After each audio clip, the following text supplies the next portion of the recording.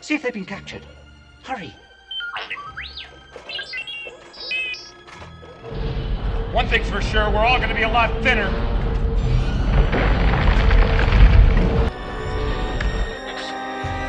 Are you there, sir? 3PO? We've had some problems. Will you shut up and listen to me? Shut down all the garbage mashers on the detention level, will ya? Do you copy? Shut down all the garbage mashers on the detention level! Shut down all the garbage mashers on the detention level! No! Shut them all down! Hurry! Today, I bought the LEGO Star Wars Death Star Trash Compactor. Hello everyone, it is Republic Studs, and today we are taking a look at the LEGO Star Wars Set 75339 Death Star Trash Compactor with 6 minifigures, 802 pieces, retailing for 90 United States dollars, and determining if it is worth buying or not. Now, we are going to have chapters down below, so you can skip around and find out what you want to learn about this LEGO Star Wars set, and if you should buy it, as well as if it's worth the price. $90 is a lot for this, and a lot of people have been saying that, so I'm going to be telling you if I think it's worth the 90 bucks or not. So with that said, remember to hit that subscribe button if you love LEGO Star Wars as much as I do. We are gunning for 40,000, and we are getting very close. So every press of that button would be appreciated. And with that said, we're gonna get right on into it. Also, real quick, when you go to buy this LEGO Star Wars set, it is available, I believe, on Walmart as well as Lego.com. Both of those sites, you get special percentages off when you use Rakuten, especially when there are promos with LEGO. It's a great time to buy this LEGO Star Wars set. Strongly would recommend it. And beyond that, you get $30 free when you spend $30 on anything. Just sign up for Rakuten with my link down below. So now we are going to be taking a look at the set. Of course, it is an absolutely great one. We have a box, as you can tell. First up, you do have the little Death Star Trash Compactor logo. You have a look at the set. You have a look at all of the minor details.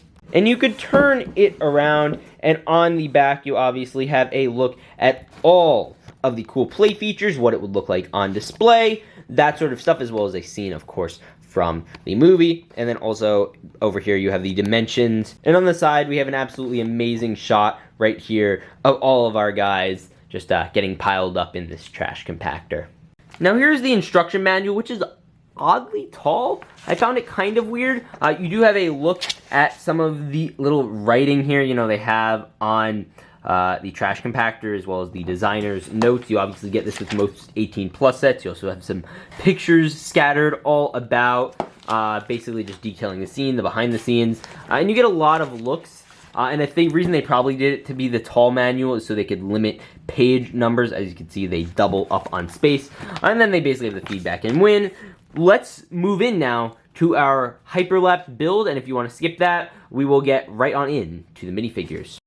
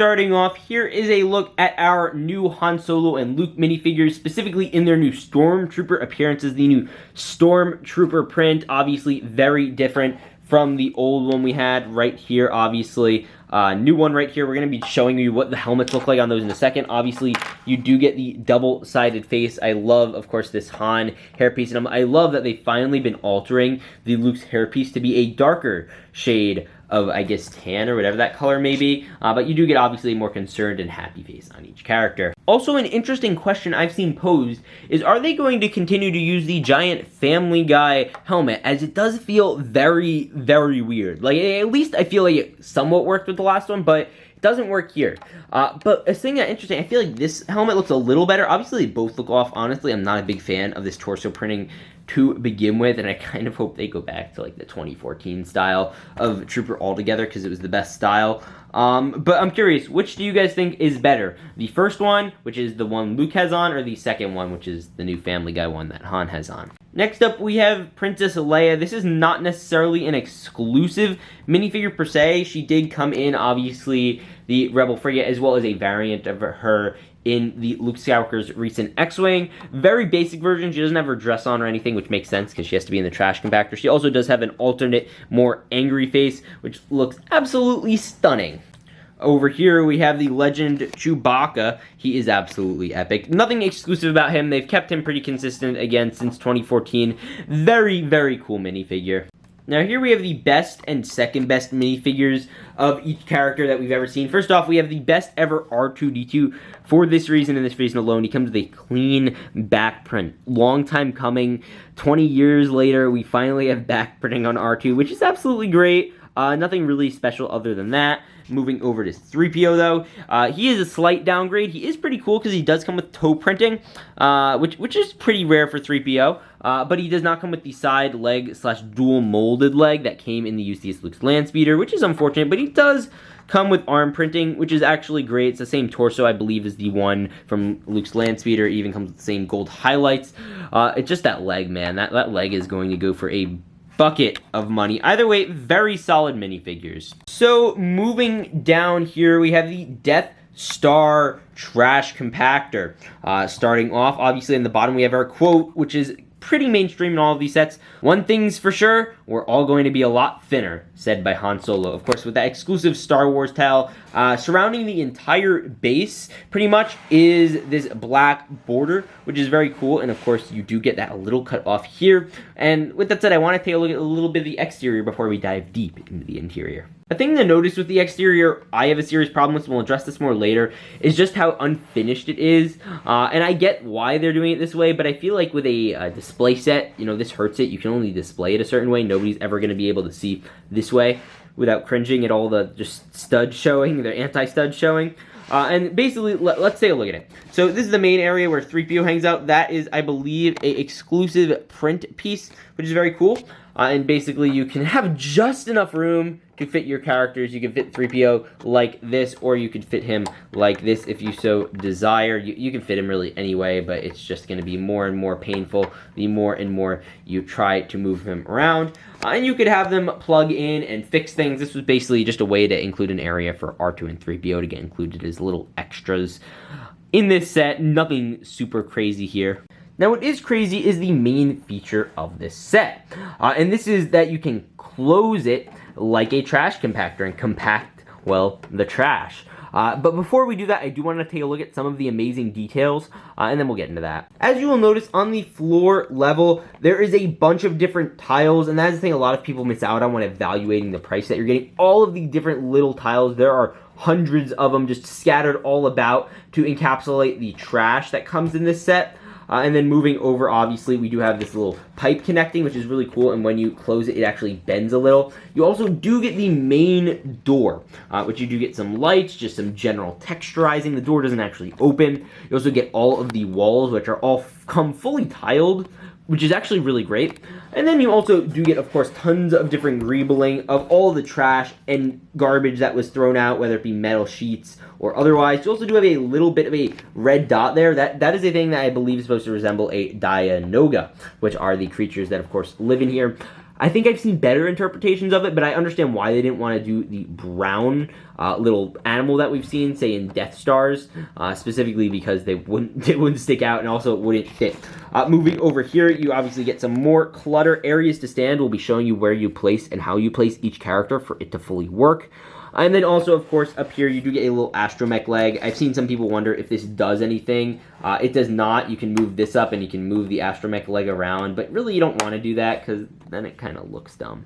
Now, technically, you could place the minifigures wherever you want. That is not a problem. But there are set places in the instructions and on the box that they want them to be. And then after that, I'll show you some of the little creative liberties you could potentially take with this. So over here in this corner, you can have Chewbacca. You need to have him holding the bar a certain way because he's supposed to, basically prevent the trash compactor from closing on it by using that bar.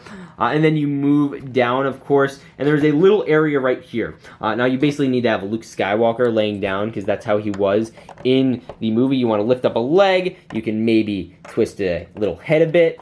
And that is how you should generally position Luke. And in this studded area, you can place down your Han Solo minifigure. And finally, Princess Leia's is most obvious. She stands up in this tall corner. And quite honestly, when you look at it like this, the model does feel quite massive, but it does get small very, very, very quickly. And I've actually taken everyone out so we can rearrange. Someone I do want to keep consistent, though, is Chewie, just because he is tall and a weird shape, so I want to keep him here with the bar, even though technically it was Han Solo that had the bar. You can have Han, say, up in Princess Leia's spot. You can have, I guess, Luke. I think it would still be consistent if he was down there again, because I believe that just kind of makes sense. Han fell over. And then Princess Leia can probably go somewhere here. It's a little off of from where she has previously been, but it basically makes it so that way it works well, all solidly and good. And obviously this is what it looks like when the thing is all closed up. You do have a little swamp around here, obviously gray tiles, which I find quite interesting. I feel like they could have relegated more gray tiles here so it would have looked cleaner. And that would be, I'd say, a minor complaint I'd have. I understand why they did it. It just, I don't know. It feels a little off. You also do have, of course, these brown tiles right here, which are interesting. I find it interesting the way they did that. But overall, it's kind of inconsistent with the 18-plus model of set, where basically everything stays on the platform. Now, that's not entirely restrictive. You usually have your little, displays like this. But really nothing else should be attached to it. So that's a minor fault I think I'd give the set. So with that said, let's take a look at my final thoughts, and let's get into that. Now we get to the fun section of the videos where I give you my full and unfiltered thoughts on these sets, as well as if they are worth the price. And I will say right off the bat, this set is at least $10 overpriced. It is cool, you get a whole room. I just feel like with all of these display sets, they're a little overpriced. And this one is $10 more than the Dagobah set, while featuring almost 200 pieces less. Now, for instance, a 200-piece set is at least going to be $20-something minimum. Most $20 sets are under 100 pieces. So that's really kind of a sketchy area. Realistically, this should be $70, but all these pretty much have a $10 premium, almost solely because of their adult premium collectorability type thing. With that being said, if you can find the set, at least on a decent discount, if you use Rakuten points, it is a very solid deal. You are, of course, getting 4 exclusive minifigures in the form of the new Han and Luke, both in the new Stormtrooper gear, as well as, of course, 3PO and R2 with their new printing. That is a great way to get some amazing printed minifigures. Another thing I do have a slight problem with, as a display set, you can only actually display this from one angle. You cannot display it like this. Nobody's going to be actually displaying this side. The only reason they include this, I think, was so that way they get all the figures in. So that's a problem with this as a display set objectively. Like, this is just an unappealing thing to look at. They don't try to make it look like a Death Star. And at $90, that is really a shame. Although there is not a lot you can do about it, and I'll admit that. I mean, with most of these other sets, you have a full wraparound plate no matter what's going on if there's a swamp. Here, you do have a little thing where it basically goes over the border. And honestly, I don't like that. I really don't like that. I feel like they could have possibly integrated it a little better. With that being said, this is a cool set. I love this. I love this little close-up angle where you could actually clamp down the trash compactor. We did get a little interpretation in the Imperial Star Destroyer set, but nothing ever like this. And it's this iconic scene from the original trilogy. I'm kind of shocked hasn't really been done outside of Death Star sets. There are very few things, quite honestly, from the original trilogy I would have liked to see more with this level of play functionality than this, other than maybe an Ewok Village style thing or some sort of Endor bunker.